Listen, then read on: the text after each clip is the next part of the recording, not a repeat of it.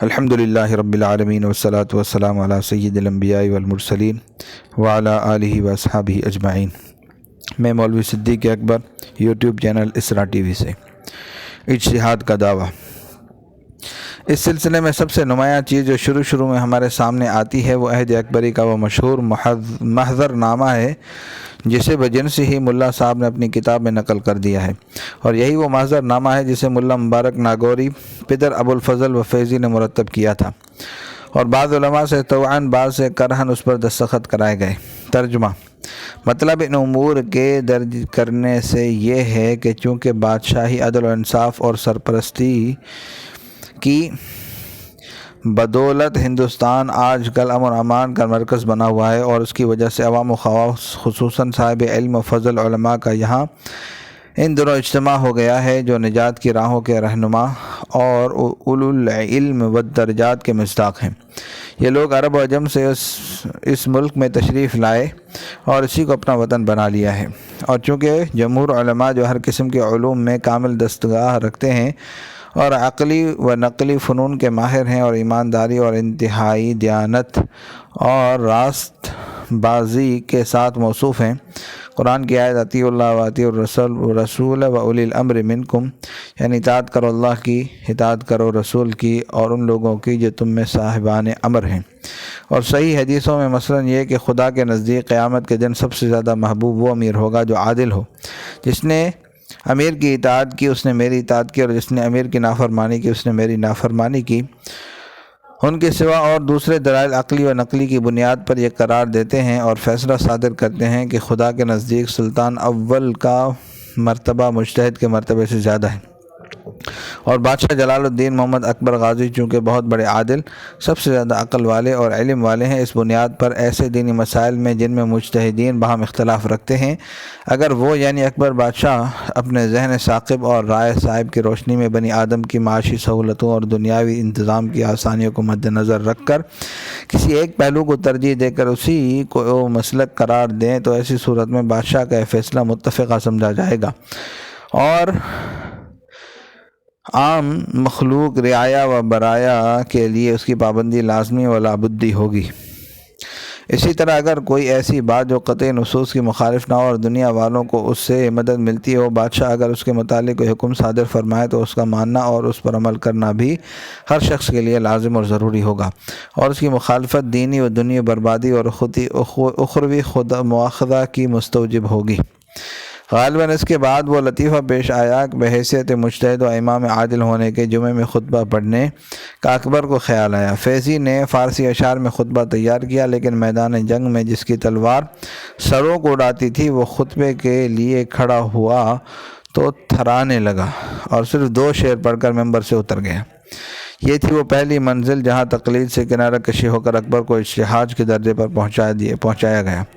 لیکن اس کے بعد پھر کیا ہوا؟ وہی جو ہمیشہ اس کے بعد ہوا ہے۔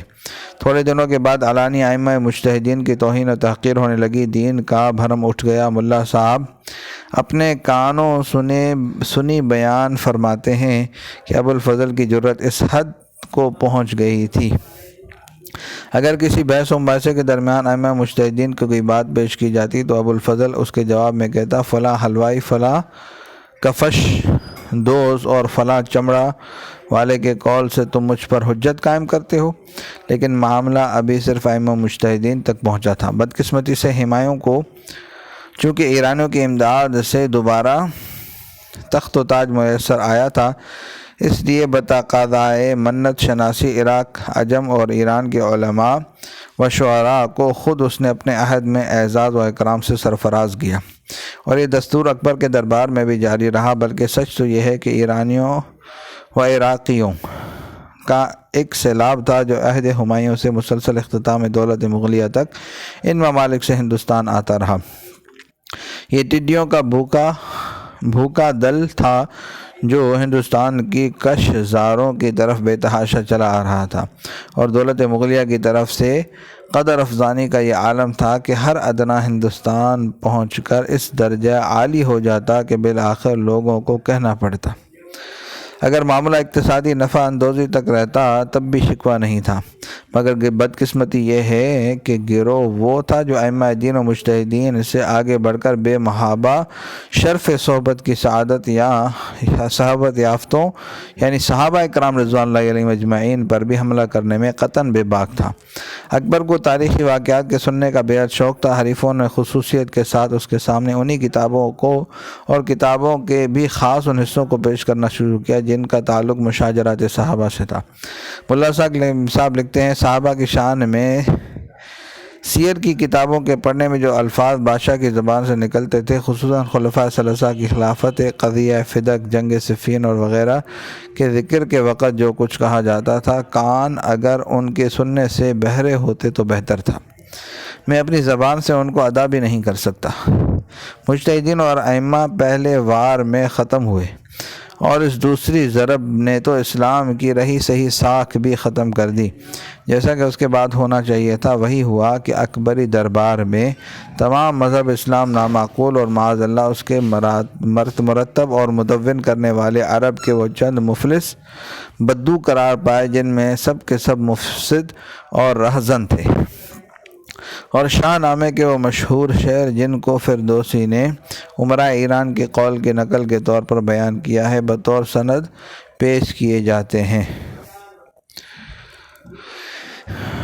شجرہ طیبہ نبوت علی صاحبہ الف سلام و تحیہ کے ان ثمرہائے رسیدہ تک جس کی زبان پہنچ چکی تھی،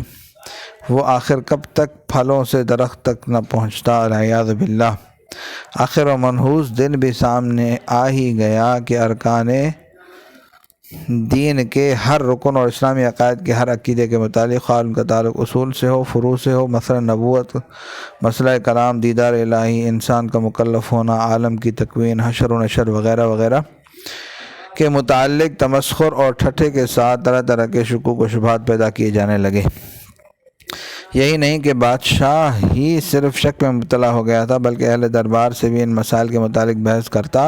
اور سب کو اپنی ذہنی کیفیت کے قریب لانے کی کوشش کرتا۔ ملا صاحب لکھتے ہیں کہ بادشاہ عام مخلوق کو خلق قرآن کے مسئلے کی تبلیغ کرتا اور وحی کے محال ہونے پر اصرار و غلو سے کام لیتا، نبوت و امامت کے مسئلوں میں لوگوں کا امتحان لیتا اور جن و فرشتے اسی طرح ساری غیبی ہستیوں نے اس معجزات اور کرامتوں کا کھلے لفظوں میں انکار کرتا۔ قرآن کے تواتر اور قرآن کے کلام خدا ہونے کو اور بدن کے فنا ہونے کے بعد روح کے باقی رہنے نیز ثواب و عقاب کو محال سمجھتا تھا، البتہ تناسخ کے طور پر عذاب و ثواب کا قائل تھا۔ اپنی اس تبلیغ میں غلو کی آخری حد یہ تھی کہ کبھی کبھی بھرے دربار میں اکبر سے خلاف وقار شاہی بعض مذبوحی حرکتیں بھی سرزد ہو جاتی تھی۔ مثلا بیٹھے بیٹھے یکا یک ایک ٹانگ پر کھڑا ہو جاتا اور اس کے بعد حسب ذیل تقریر کرتا۔ آخر اس بات کو عقل کس طرح مان سکتی ہے کہ ایک شخص بھاری جسم رکھنے کے باوجود یکا یک نیند سے آسمانوں پر چلا جاتا ہے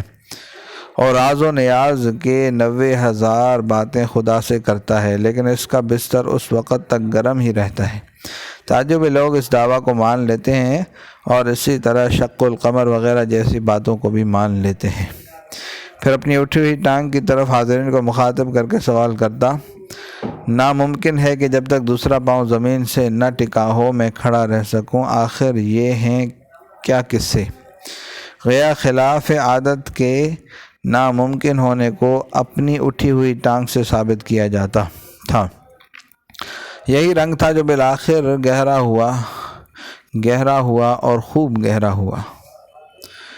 تائیں کہ نوبت بئیں جا رسید کہ اب اس کی زبان اعاذ باللہ نبوت کبریٰ کی شان میں بھی دراز ہونے لگی۔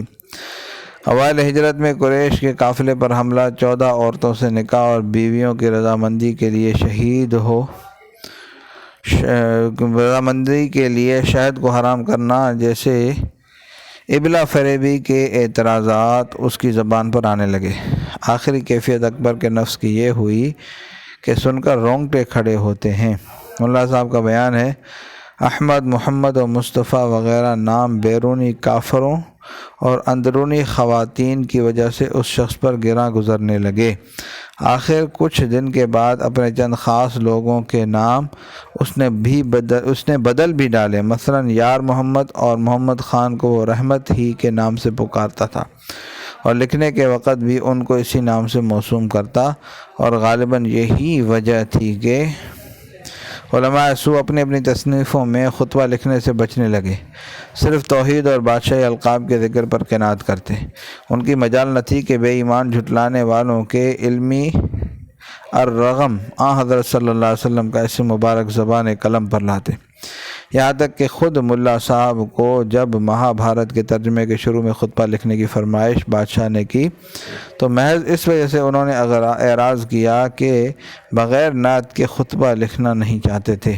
انہی باتوں کا نتیجہ یہ تھا کہ بادشاہ ہر عامی کی جرت بھی حد سے متجاوز ہونے لگی۔ ملا صاحب فرماتے ہیں کہ چند ہندو مزاج مسلمان یہ بد نصیب حضرت صلی اللہ علیہ وسلم کی نبوت پر صراحتاً اعتراض کرتے تھے، لیکن ان کا کوئی روکنے والا ٹوکنے والا نہ تھا۔ حد ہو گئی کہ جب اکبر کے دربار میں عیسائی مشنری کا وفد پہنچا ہے تو ان لوگوں نے جہاں اور باتیں دربار میں کہیں، ان میں العیاذ باللہ ایک یہ بھی تھی کہ دجال کے صفات بیان کر کے استغفرہ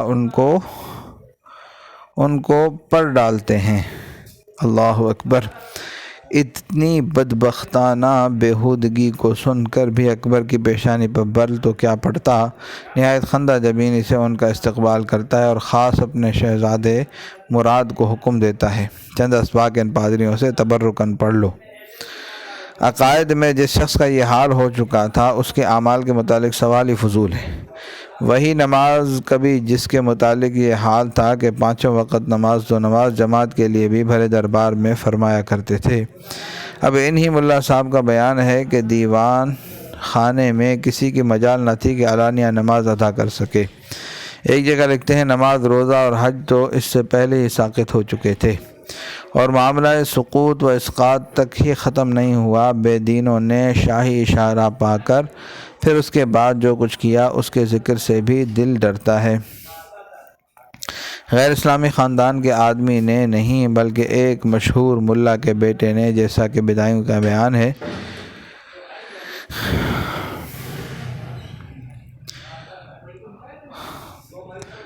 صلی اللہ تعالی علی حبیب سیدنا محمد وعلی آلہ و اصحابہ اجمعین برحمتک یا ارحم الراحمین۔